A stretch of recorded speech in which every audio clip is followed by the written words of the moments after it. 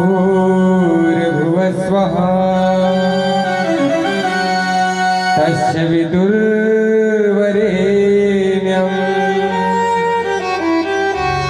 भर्गो देवस्य धीमहि धियो यो नः प्रचोदयात्।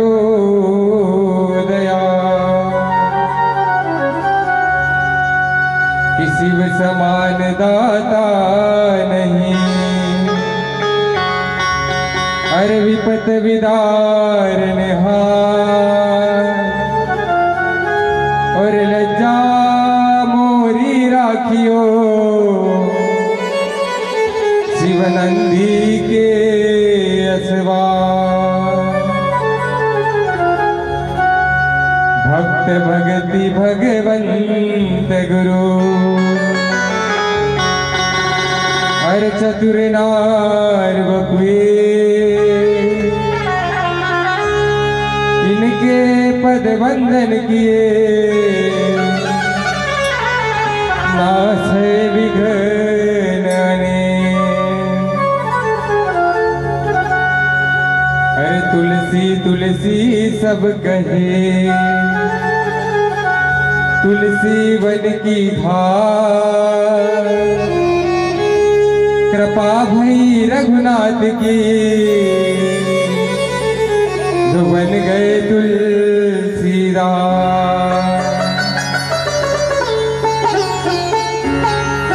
एक घड़ी आधी घड़ी, आधी में पुनि आ, तुलसी चर्चा राम के कटे कोटि अपराध। सब द्वारन को छोड़ के, अरे आए तेरे द्वार। हे वृष भानु की लाडली, जरा मेरी ओर निहार। कृष्णाय वासुदेवाय हरये परमात्मने, प्रणतः क्लेशनाशाय श्री गोविंदाय नमो नमः। भागवते पुराणं परमं पवित्रं, व्यास मुनिर्यत संहिता विरचिता। ज्ञानस्य वर्धन प्रतिपादि मध्यम्, भागवते पुराणं बलमस्तु तेजः।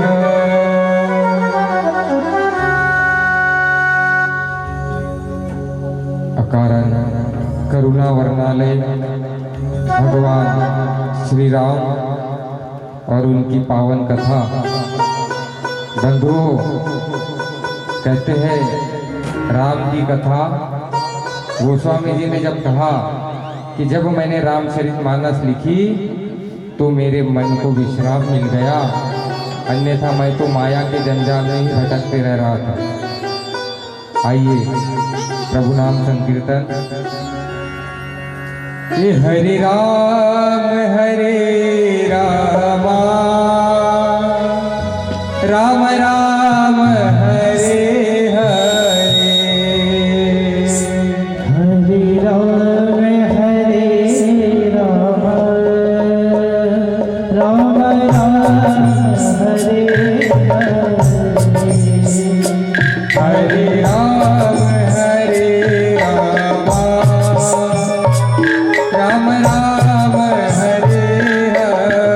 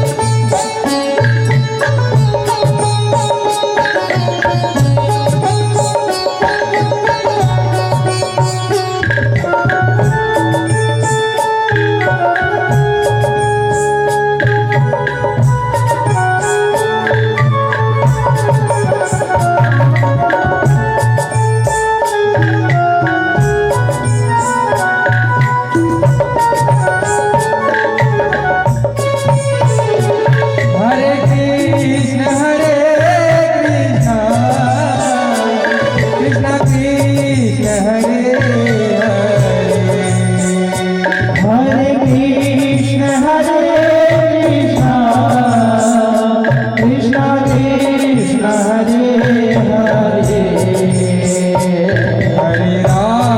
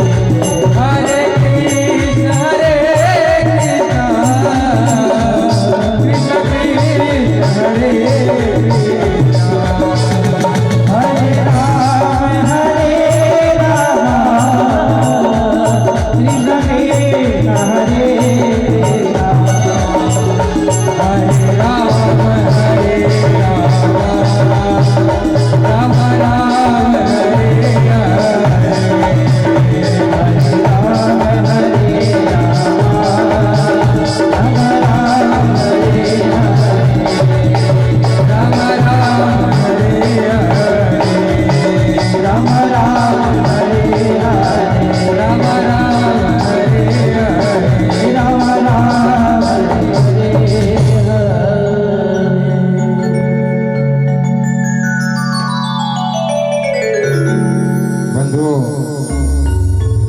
भगवान की पावन कथा जिसको हम श्रवण कर रहे हैं, रात्रि की कथा में हमने सुना किस प्रकार कैकेयी और राजा दशरथ जैसे बंधुओं कैकेयी को मंथरा ने समझाया कि कैकेयी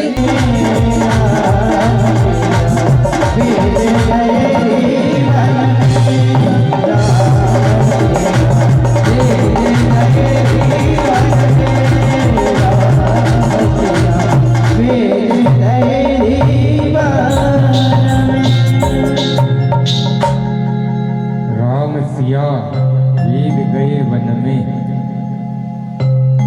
विधि कैकेयी की रातिन की जिना दब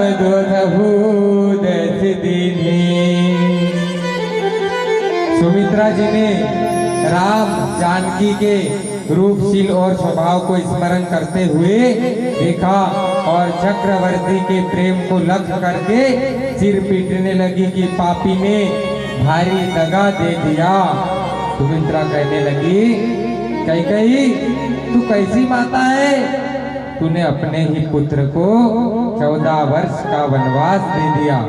तेरे पिता ने तो बस इतना ही कहा था कि भरत को राजगद्दी देना है, उन्होंने ये वचन नहीं मांगा कि तू राम को वनवास देना। अभिनी तूने ये क्या किया? अरे पापिनी कैकेयी तेरा बुरा रस रंग में भीषण भंग मचाया, पर सार्थक मैं हुई पुत्रवती, हरि भक्त विलक्षण लक्ष्मण आया। इन चौपाइयों में गोस्वामी जी साफ साफ कह रहे हैं, प्रथम चरण में वन और वास शब्द नहीं, निवासु शब्द है। भाव यह है कि जिस हृदय में सीता सहित राम जी दीर्घ काल तक सतत निवास करेंगे, वहाँ ज्ञान विज्ञान रूपी भानु आपसे ही उदय होगा और अविद्या अज्ञान भ्रम संदेह का तत्काल प्रभाव से नाश होगा। मोह रावण अहंकार कुंभकर्ण काम इंद्रजीत कोई कुछ न कर पाएगा। राम के यहाँ से चले जाने पर यहाँ का आनंद ही चले जाएगा, क्योंकि राम प्राण है। राम कोई साधारण नहीं, स्वयं मर्यादा पुरुषोत्तम राम है। आनंद चला जाएगा और वहां बसने से जंगल का भी मंगल हो जाएगा। जो अयोध्या का मंगल करने के लिए जिन्होंने जन्म लिया, उन्हें अब वन में जाना पड़ रहा है बंधुओं। राम वास वन संप्रति भरजा, सुखी प्रजा जनु पाए सुराजा। तुम्हारा यहाँ क्या काम, अवध तो उजड़ गया। अब हमारे पास सुमित्रा जी कहती है, अवध तुम्हार का चुकछु नाही। तुम्हारे तो राम जी के साथ में रहने में ही कुशल है। गुरु पिता मातु बंधु भगिनी और देवता, इन सभी में बंधुओं सेवा प्राण के समान करनी चाहिए। और शरीर में 5 प्राण है, अपान व्यान समान उदान, उसी भांति 5 वैश्चर गुरु पिता मातु बंधु और स्वामी, ये हमारे 5 प्राण हैं। और कहते यहाँ सुमित्रा लक्ष्मण के सब भय और संकोच का निवारण करती है। राम जानकी को माता पिता बतलाकर उनके निवास को अयोध्या बतलाकर दूर करती है। कहती है, लखन आज से राम और जानकी ही तुम्हारे माता पिता है, और जिस वन में वो जा रहे हैं ना, वो वन भी तुम्हारी अयोध्या है। भाव यह है कि अंतर्यामी रूप से राम जी सभी प्राणियों के हृदय में निवास करते हैं बंधुओं, और यही प्राण के प्रेरक और प्रकाशक है। इसलिए तो उन्हें रघुकुल के दीपक कहा है। रघुकुल शिरोमणि, रघुकुल मणि वही राम है। राम जी मूल है माता पिता गुरु बंधु स्वामी सुर आदि, इन सबके मूल आश्रित शाखा है। लखन तुम भैया का साथ कभी मत छोड़ना, भैया तुम्हारा ही सब हित करेंगे, और आज से 14 वर्ष तक वही तुम्हारे माता पिता और वही तुम्हारी अयोध्या जी है। इतना कहकर राम जी की सेवा पूजा, सभी ने सेवा पूजा की, उनके पैरों को स्पर्श किया, चरण वंदन हुआ, और तब वह प्रकाश मिलना बंद, प्राण निकल जाता, ऐसा नीरस हो गए। दशरथ जी जैसे मानो उनके भीतर से प्राण ही निकल गए, ऐसे नीरस हो गए थे। चले तुरंत संकीत हृदय। उत्तर यही है कि समाचार पाकर कहीं उर्मिला ना आ जाए और सीता की भांति बन जाने को न मचल पड़े। अतः भगवती उर्मिला के आ जाने की शंका की उत्पत्ति सभी को होने लगी और कहा, कठिन जाल में मां नहीं स्त्री होती। इसीलिए प्रभु ने अकेले लक्ष्मण जी को भेजा, पर भगवती उर्मिला चुप रह गई। उनके चुपचाप रह जाने में जितने भाव निकलते हैं, कुछ भी कह देने से यह बात नहीं आती। यदि लक्ष्मण को वनवास मिला तो उर्मिला किसी के भी रोके न रुकती, किंतु राम को वनवास मिला बंधुओं। और कहते हैं कि गोस्वामी जी लिख रहे, मैं उनके इस सेवा कार्य में विघ्नाचरण क्यों बनूं। उर्मिला कहती, मेरे साथ जाने से तत्वतः सेवा नहीं कर पाएंगे, अतः मेरा चुपचाप रहना ही लक्ष्मण की सेवा है। लक्ष्मण जननी सुमित्रा की जय, अनुपम सती उर्मिला की जय। जय जय उर्मिला उर्मिला तुम्हारी गाथा कही न सके कोई अनुपम पाथा। हे उर्मिला, तुम्हारा अभिवादन, तुम्हारी गाथा का वखान हम कैसे करें। तुमने इतना बड़ा त्याग कर दिया कि लखनलाल को अपने भाई की सेवा करने के लिए भेज रही हो। अब तीनों दशरथ महाराज से विदा लेते और जाते जाते मंत्री ने राम जी आए हुए हैं ऐसा कहा, प्रिय वचन कहकर उठाकर राजा को कहा, पिताजी अब हमारा समय हो गया है वन जाने का, हम आज्ञा चाहते हैं और वन में जाना चाहते हैं। सीता जी पर महाराज का पुत्रों से कम प्रेम नहीं था। राजा दशरथ भी सीता को अपने पुत्र के समान ही प्रेम करते थे। जैसे जनकपुर से सीता माता विदा होने का समय आया तो राजा जनक कहते हैं, सीता और कुछ क्षण रुक जाओ पुत्री, हमारा मन अभी भी व्याकुल है। तब कहते हैं कि एक अंतिम उपाय यह किया कि राम को गोद में बिठाकर यह सोचकर कि राम के सौंदर्य का दुर्लभ दर्शन और मुख को देखकर कैकेयी शायद अब मान जाए। बंधु, राजा दशरथ अभी भी नहीं समझ रहे कि राम को वनवास मिल गया, अज्ञातवास मिल गया है। वो यही चाह रहे कि यदि हमने राम को गोद में बैठा दिया, उनके मुखमंडल का दर्शन किया तो कैकेयी अब भी करुणा से भर उठेगी। किंतु बंधु, कैकेयी तो काम के वशीभूत हो गई क्योंकि सरस्वती ने उसकी बुद्धि पलट दी थी। और कहते इनके सौंदर्य की बात तो छोड़ो, वो राघवेंद्र के मुंह की ओर देख तक नहीं रही। कैकेयी इतनी बंधुओं, एक माँ कैसे हो सकती है ऐसी, और यही सुगढ़ सलोना मुंह बनाकर वहां से जा रही है। और कहते जैसे ही राम चले गए, हमें बुलवा लाना। नृप राम ही गोद बिठाई के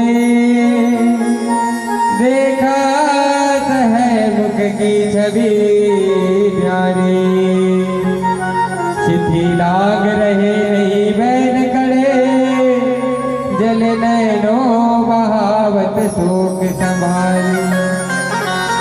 जब दशरथ ने जाना कि राम जी धर्म धुरंधर है, यह धर्म से नहीं हटेंगे, महाराज सीता को हृदय से लगाकर समझाया, सीता अब पुत्री तुम ही कुछ कर सकती हो, क्योंकि हमने तो सारे प्रयास कर दिए और सारे प्रयास हमारे विफल हो गए। बंधुओं, गोस्वामी जी ने कितना सुंदर कहा कि रामचरितमानस, इसमें बंधुओं वाकई में मन को विश्राम मिलता है। आप लोग भी कथा श्रवण कर रहे हैं, आज कथा का चतुर्थ दिवस है। मन को बंधुओं विश्राम तो मिलता ही है, इसलिए गोस्वामी जी को भी विश्राम मिला उनके मन को। और कहते हैं, सुमिरत राम ही तजहि जना, तृण समा विषय विलास। सीता जी के रामचरण अनुराग से विषय सुख की इच्छा नहीं रहती, क्योंकि वो मर्यादा पुरुषोत्तम है, और यदि उन्होंने वचन तोड़ा तो उनकी मर्यादा का क्या होगा। सिय मन राम चरण अनुरागा, अवध सहत सम बनु प्रिय लागा। राम चरण पंकज रति जिनहि, विषय भोग वसे करहि किति नहीं। सिया राम जय राम, जय जय रामा, सिया राम जय राम, जय जय राम। सिया राम जय राम, जय जय राम, सिया राम जय राम, जय राम, राम जय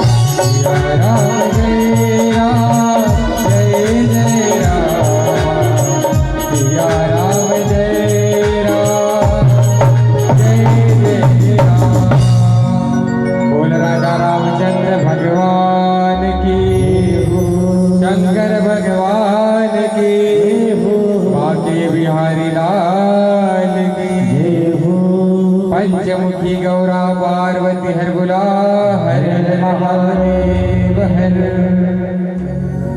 लक्ष्मण जी को कोई नहीं समझाता, क्योंकि वे तो श्री राम के बाटे हिस्से पड़े हुए हैं। लखन राम के नेव यदि राम जी बन जाएंगे तो लक्ष्मण का साथ जाना सबको प्रिय है। ये वीर है, क्योंकि इनका राम के साथ जाना अति आवश्यक है, क्योंकि वन में भी राम जी को उनकी रक्षा की जरूरत पड़ेगी। बंधुओं तो परमात्मा है, उन्हें किसी की रक्षा की आवश्यकता नहीं है, किंतु लखनलाल अपने भ्राता को कभी अकेला नहीं छोड़ते। दशरथ ने रोते हुए पश्चाताप के शब्दों में कहा, निकसे भवन तेरा बंधु वैदेही, भूपति के प्राण तर ले गए।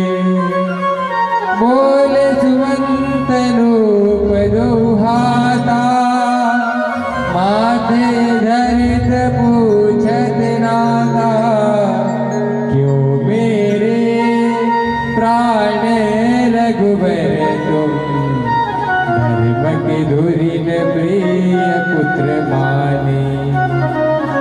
गए बने अरे हम तियते छले, रक्षित सिया राम नहीं जाने। वहां से निकलकर वशिष्ठ जी ने जैसे ही देखा बंधुओं और दरवाजे पर खड़े हुए, देखा कि सब लोग विरह के दावा नल से झूल गए। जंगल में लगी आग, जैसे मानो दावा नल से झुलस गए, जैसे उनके भीतर आग ही लग गई। दशरथ जी तो अब समझ गए कि अब कुछ नहीं हो सकता।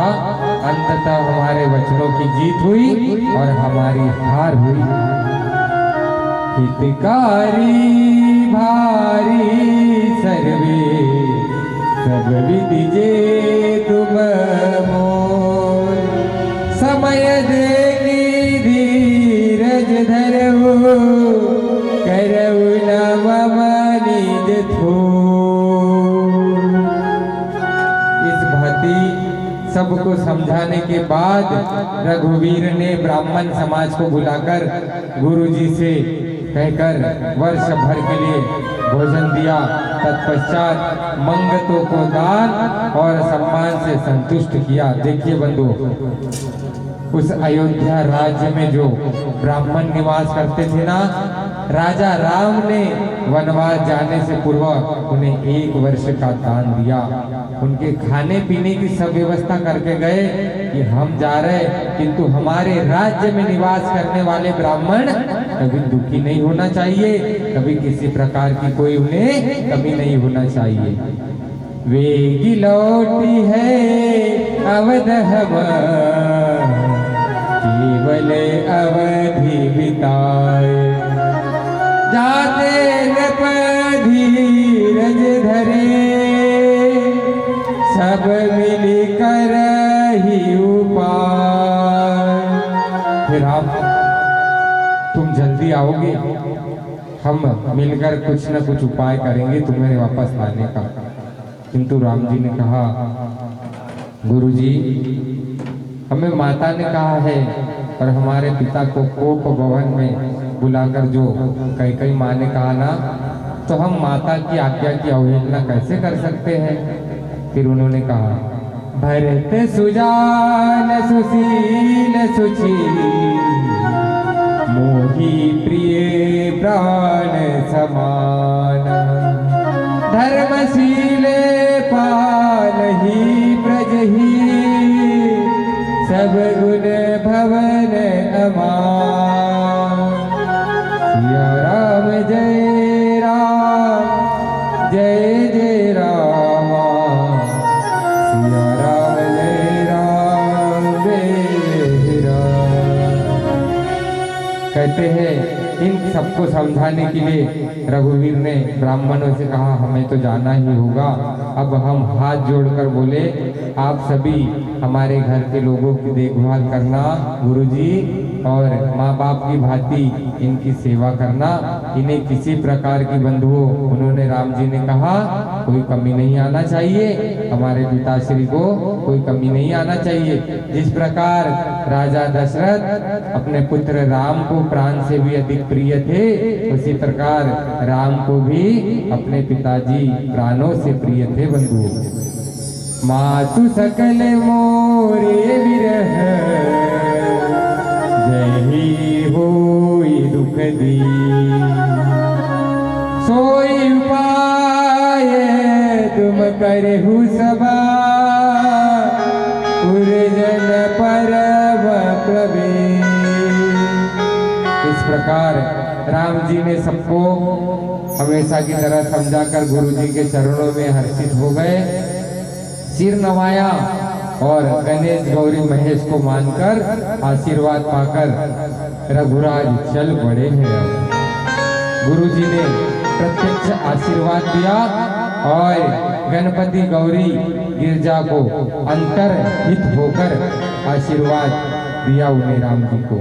उधर राजा की मूर्छा, राजा तो बंधुओं धरा पर गिरे हुए धराशायी, और राजा ने तो सूर्य देवता से भी मांग लिया था कि प्रभु ऐसा कुछ करो कि कल सुबह सूर्य ही ना निकले, कल प्रातः ही ना हो। किंतु सूर्य को कोई नहीं रोक सकता बंधुओं। और हो तेरी मर्जी का मैं हूँ गुलाम, हो तेरी मर्जी का मैं हूँ गुलाम, मेरे अलबेला, मेरे अलबेला, मेरे अलबेला, मेरे अलबेला, तेरी मर्जी का, हो तेरी मर्जी का मैं हूँ गुलाम, मेरे अलबेला, मेरे अलबेला,